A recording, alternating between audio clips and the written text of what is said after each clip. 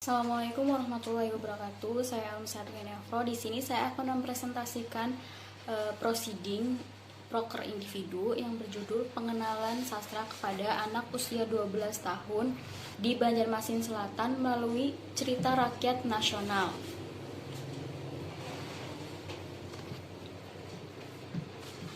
Yang pertama, ini ada beberapa poin mengenai latar belakang atau alasan kenapa saya mengambil judul tersebut. Poin pertama, pandemi COVID-19 mengharuskan instansi pendidikan menggunakan kebijakan online learning. Pandemi COVID-19 sudah hampir setahun menjadi bahan perbincangan di dunia. Bahkan hampir seluruh negara di dunia merugi akan dampak yang ditimbulkan oleh virus COVID-19. Negara Indonesia merupakan negara yang termasuk di dalamnya, karena banyak pekerjaan yang harus ditunda untuk dilakukan karena dialihkan ke rumah masing-masing atau work from home.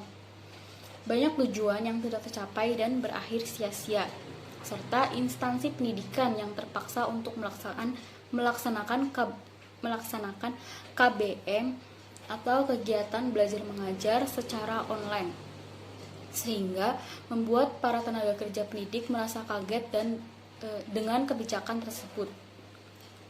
Oleh karena itu, banyak hal yang perlu dibenahi oleh para tenaga kerja pendidik dalam kinerjanya.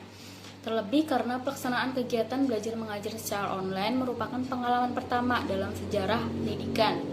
Nah, selain itu, siswa juga perlu menyesuaikan diri atas kondisi tersebut. Nah, jadi karena alasan itu mengharuskan instansi pendidikan menggunakan kebijakan online learning. Terlepas dari semua itu, pembelajaran secara online tidak seefektif ketika kegiatan belajar mengajar dilakukan di kelas. Nah, pembelajaran dianggap lebih berhasil apabila objek yang dipelajari merupakan objek nyata di lingkungan sekitarnya, sehingga pentingnya pembelajaran melalui visualisasi terhadap objek di lingkungan sekitar harus direalisasikan agar dapat dengan mudah mengklarifikasi pemahaman, meningkatkan minat dan keterlibatan nyata peserta didik.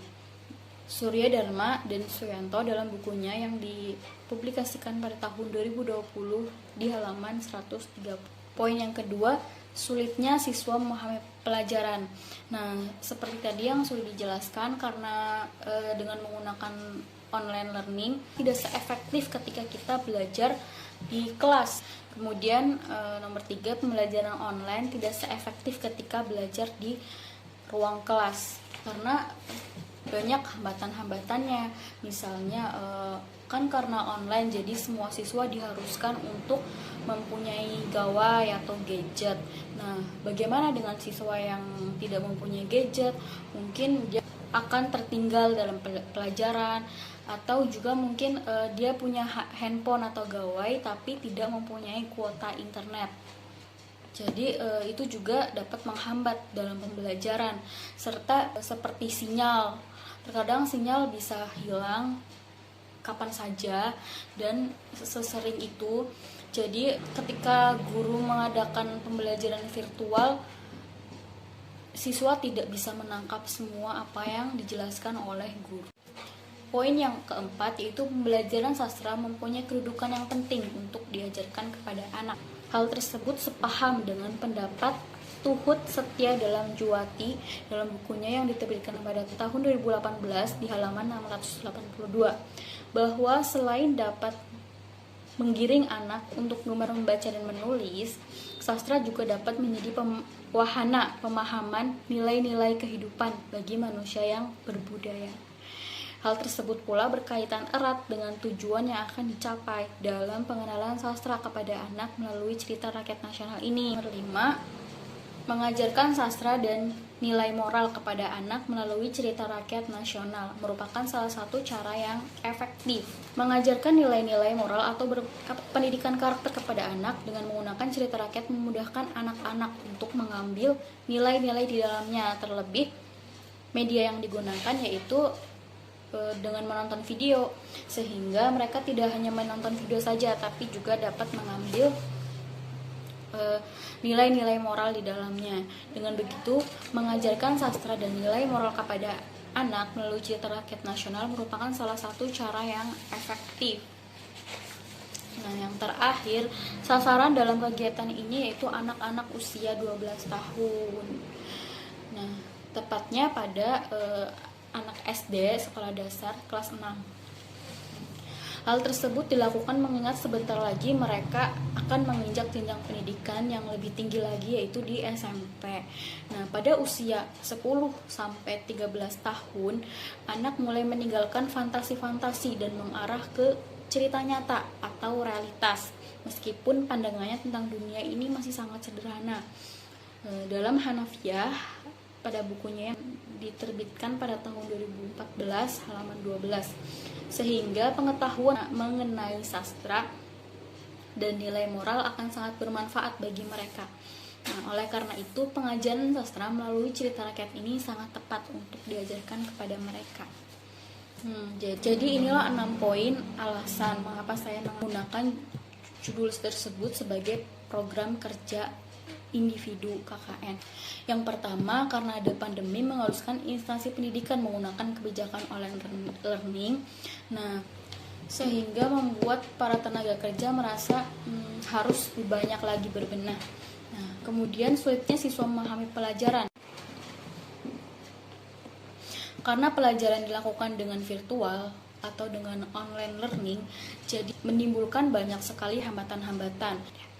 Kemudian pembelajaran online tidak seefektif ketika belajar di ruang kelas, karena itu tadi hambatan-hambatan tadi bisa jadi karena pas pembelajaran virtual sinyalnya hilang, jadi siswa-siswa tidak bisa menangkap secara maksimal penjelasan dari guru.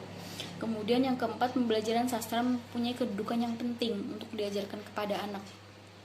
Pembelajaran sastra mempunyai kedudukan penting untuk diajarkan kepada anak, karena di situ di dalam sastra mengandung banyak sekali nilai-nilai moral di dalamnya, implementasikan nantinya dalam kehidupan sehari-hari.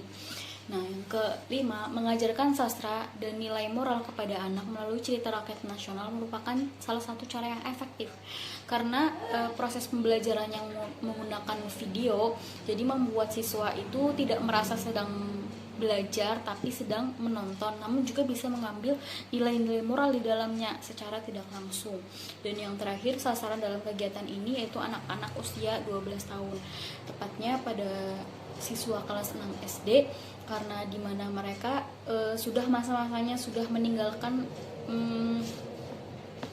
cerita-cerita fantasi dan mulai ke cerita-cerita yang lebih serius seperti cerita rakyat, namun tidak terlalu berat bahasanya, sehingga dilakukan dengan menonton video. Nah, kemudian metode yang digunakan dalam pelaksanaan kegiatan ini yaitu luring dan daring. Metode luring dilakukan pada saat dilaksanakannya pengajaran sastra kepada anak, sedangkan metode daring dilakukan setelah dilaksanakannya pengajaran tersebut, yaitu dengan membuat konten via Instagram dan YouTube. Alat-alat yang dibutuhkan dalam kegiatan ini yaitu laptop, meja, dan handphone sebagai media untuk mengunggah konten. Objek atau sasaran yang dituju dalam kegiatan ini yaitu anak-anak di Yayasan Panti Asuhan Ar-Rahmah Banjarmasin, terutama siswa sekolah dasar. Pelaksanaan kegiatan dilakukan pada setiap hari Jumat, yaitu pada tanggal 22 Januari 2021, 29 Januari 2021, dan tanggal 5 Februari 2021. Berikut data anak yang menjadi sasaran kegiatan. Yang pertama, Nur Safitri, usianya 12 tahun. Yang kedua, Salsabila Ramadhani, usianya 12 tahun. Dan yang terakhir, Umi Faroh, usianya 12 tahun. Nah, pada metode luring, pelaksanaan kegiatan dengan menggunakan metode luring dilakukan di Yayasan Panti Asuhan Ar-Rahmah dengan langkah-langkah sebagai berikut. Yang pertama, anak-anak diminta untuk menonton video mengenai cerita rakyat dari Kalimantan Selatan untuk pertemuan pertama, Kalimantan Tengah untuk pertemuan kedua, dan Jawa Tengah untuk pertemuan terakhir. cerita rakyat Kalimantan Selatan dan Kalimantan Tengah yang diajarkan kepada anak dengan tujuan agar mereka mengetahui cerita rakyat di pulau tempat mereka tinggal. Sedangkan cerita rakyat Jawa Tengah diajarkan kepada anak dengan tujuan supaya mereka mengenal cerita rakyat yang berasal dari Pulau Jawa. Yang kedua, video cerita rakyat tersebut didapatkan dari channel YouTube Dongeng Kita. Yang ketiga, ketika menonton video, siswa didampingi oleh pembimbing belajar. Yang keempat, setelah menonton video cerita rakyat, anak-anak diminta untuk menjawab semampunya 6 pertanyaan yang telah disuguhkan secara lisan atau interview. Dan yang terakhir, pembimbing mengevaluasi hasil belajar siswa dan memberikan kesimpulan atas pelajaran yang telah diberikan pada setiap pertemuan. Kemudian metode daring. Pelaksanaan kegiatan dengan menggunakan metode daring dilakukan dengan mengunggah foto-foto atau video hasil kegiatan ke akun Instagram dan YouTube. Konten tersebut menjadi bukti bahwa telah dilaksanakannya kegiatan program kerja individu. Akun Instagram yang digunakan yaitu akun Instagram kelompok KKN, yaitu @kknmandiri03 dengan nama channel YouTube-nya yaitu KKN3 UMBJM. Berikut hasil dan pembahasannya. Program kerja pengenalan sastra kepada anak melalui cerita rakyat nasional ini dilakukan dengan tujuan untuk mengenalkan sastra kepada anak, serta mengajarkan anak mengenai pendidikan karakter yang terkandung di dalamnya. Sehingga hasil yang didapatkan setelah dilakukannya kegiatan tersebut yaitu meningkatnya pengetahuan anak mengenai cerita rakyat yang terjadi di Kalimantan Selatan, Kalimantan Tengah, dan Jawa Tengah. Selain itu, pemahaman mengenai pendidikan karakter atau nilai moral yang terdapat dalam cerita rakyat tersebut. Nah, pada pertemuan yang pertama ini pengenalan sastra melalui cerita rakyat Kalimantan Selatan diajarkan kepada anak, yaitu cerita rakyat dari Kalimantan Selatan dulu. Anak-anak diminta untuk menonton video yang telah disiapkan di laptop. Setelah selesai menonton, mereka diminta untuk menjawab 6 pertanyaan berikut meliputi: yang pertama, coba ceritakan kembali secara singkat cerita rakyat dari Kalimantan Selatan. Yang kedua, bagaimana watak-watak tokoh-tokoh dalam cerita rakyat Kalimantan Selatan. Yang ketiga, sebutkan watak tokoh yang dapat diteladani. Yang keempat, sebutkan watak tokoh yang tidak boleh diteladani. Yang kelima, sebutkan nilai-nilai moral yang terkandung dalam cerita rakyat Kalimantan. Dan yang terakhir, tunjukkan adegan yang mengandung nilai moral di dalam cerita rakyat Kalimantan Selatan. Nah, dari pertanyaan di atas, hanya beberapa nomor yang mampu dijawab oleh ketiga anak, yaitu soal nomor 3, nomor 4, dan nomor 5. Sedangkan nomor 1 dan 2 belum mampu dijawab oleh ketiga anak tersebut. Nah, pada pertemuan kedua, cerita rakyat yang diajarkan kepada anak yaitu cerita rakyat dari Kalimantan Tengah. Anak-anak diminta untuk menonton video yang telah disiapkan di laptop. Setelah itu, anak-anak diminta untuk menjawab 6 pertanyaan berikut. Pertanyaannya sama seperti pada saat pertemuan pertama. Nah, namun ada sedikit peningkatan mengenai jawaban dari anak-anak, yaitu dari 6 pertanyaan di atas, nomor yang mampu dijawab oleh ketiga anak tersebut yaitu nomor 2, 3, 4, dan 5. Soal nomor 1 belum mampu dijawab oleh ketiga anak. Jadi ada peningkatan. Pada saat pertemuan pertama mereka hanya bisa menjawab 3 soal, namun pada saat pertemuan kedua meningkat 1 soal, yaitu jumlahnya 4 soal. Kemudian pertemuan yang ketiga atau pertemuan yang terakhir, cerita rakyat yang diajarkan kepada anak yaitu cerita rakyat dari Jawa Tengah. Anak-anak diminta untuk menonton video yang telah disiapkan di laptop. Setelah selesai menonton, mereka diminta untuk menjawab 6 pertanyaan yang sama seperti pertanyaan yang diberikan pada saat pertemuan pertama dan pertemuan kedua. Nah, pada pertemuan ketiga ini tingkat antusiasme anak mulai meningkat, yaitu dari 6 pertanyaan di atas semua nomor telah mampu dijawab oleh ketiga anak, yaitu nomor 1, 2, 3, 4,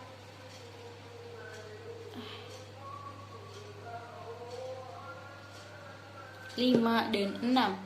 Akan tetapi ada sedikit kekurangan saat mereka diminta untuk menceritakan kembali cerita rakyat Jawa Tengah, itu pada nomor 1, soal nomor 1, sehingga hanya menjawab 5 soal yang sempurna.